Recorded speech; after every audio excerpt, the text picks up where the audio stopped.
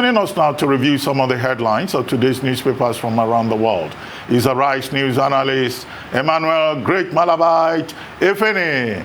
Good morning. Good morning, Ruben. Your favorite anchor is here today. Good morning, Rufai. Good morning, sir. Yes, good morning, Victoria Tundo, MQ Abiola. Good morning, Mr. Feni. Yes, my favorite anchor. Yes?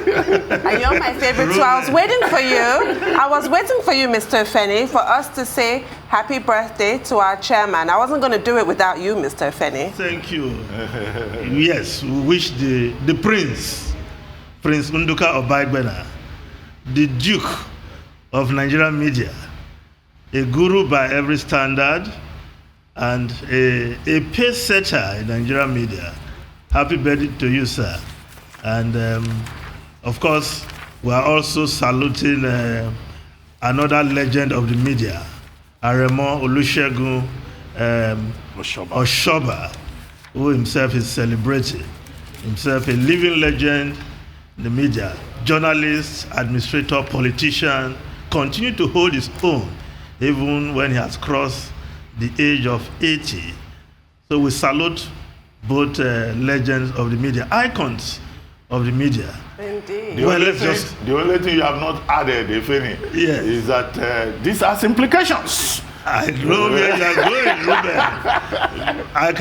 We have to celebrate. I can assure you that the one we indigenes of this they call the publisher, yes, is ready, and if you pop up at his residence, I can tell you he will pop champagne. Now let's just go straight to the review. We start as usual with this day, Nigeria's newspaper of records. The lead story: Buhari reviews nation state, says Nigeria lucky to remain one. Urges politicians to respect people's right to choose their leaders. Vows to end insecurity. Yes, President Buhari, nations don't depend on luck.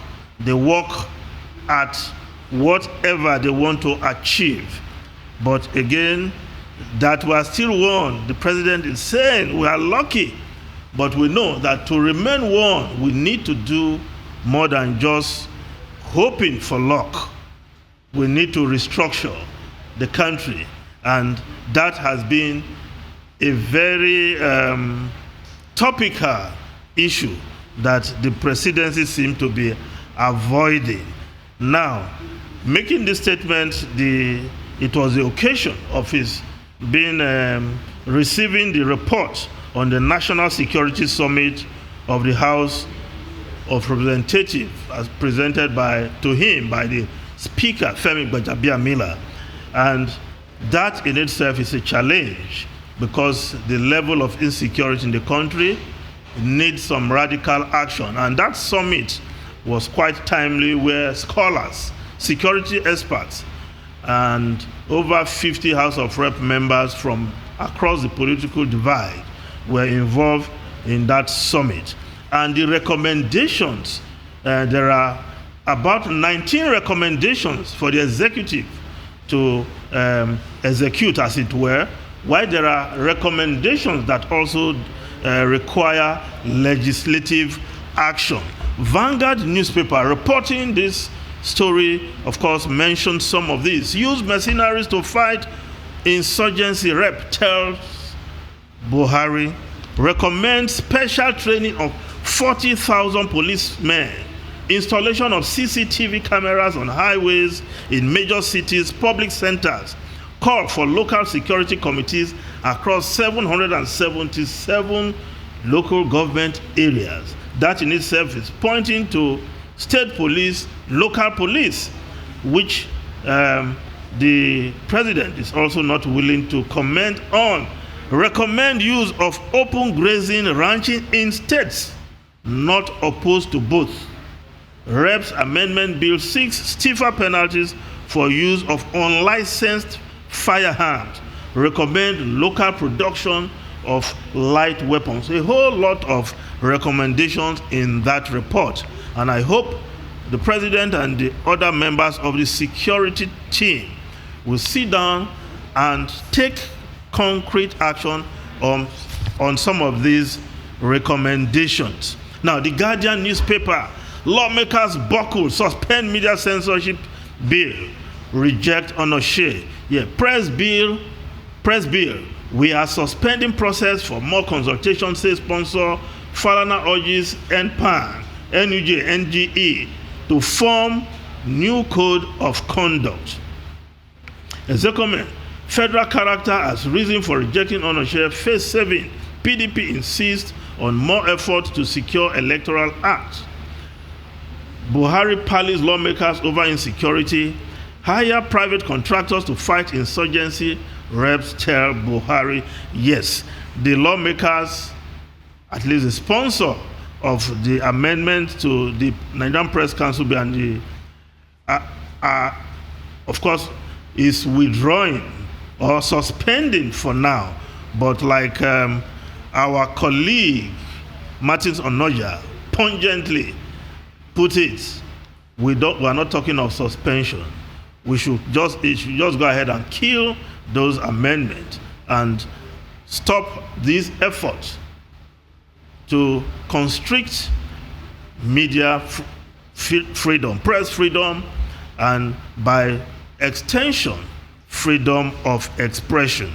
Now, the Daily Sun newspaper, INEC, Senate downs Buhari, rejects Onoche. PDP, Northern Youth, CTA, hail decision.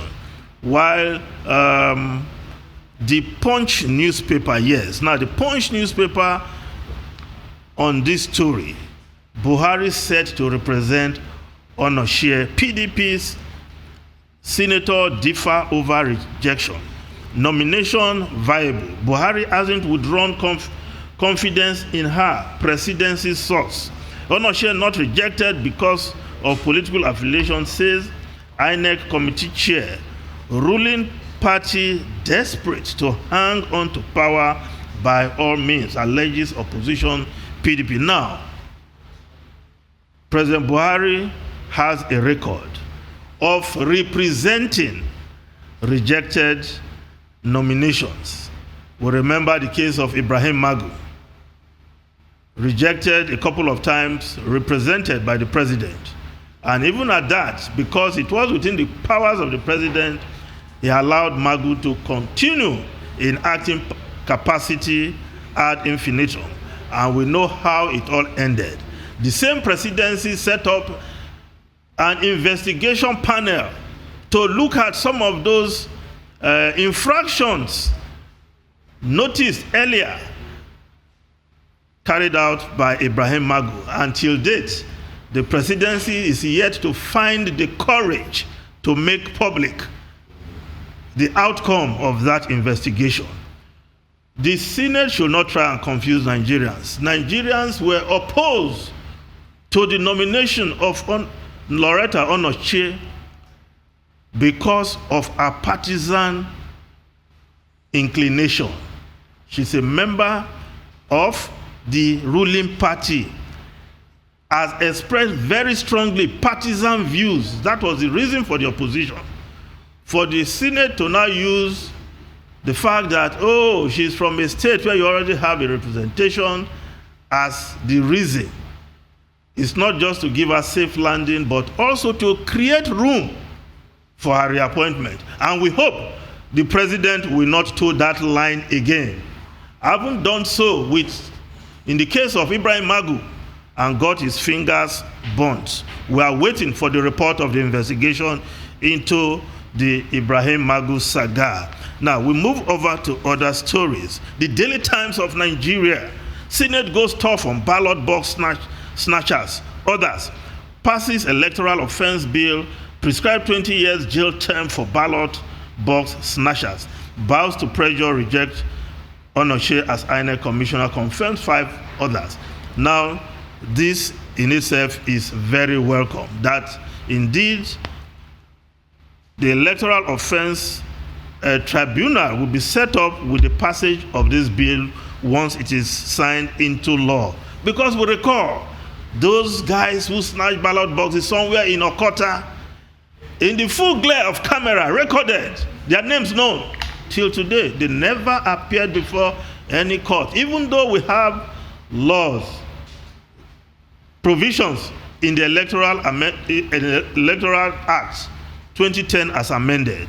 So it is not just to have the law, but to enforce the law. Now, the foreign newspapers quickly, the Guardian newspaper, outrage as number 10 slashes foreign aid budget amid fears for world's poor. Yes, Downing Street has been accused of tens of thousands of lives at risk in some of the world's poorest countries. Yes, yesterday Parliament slashed that the aid for poor countries.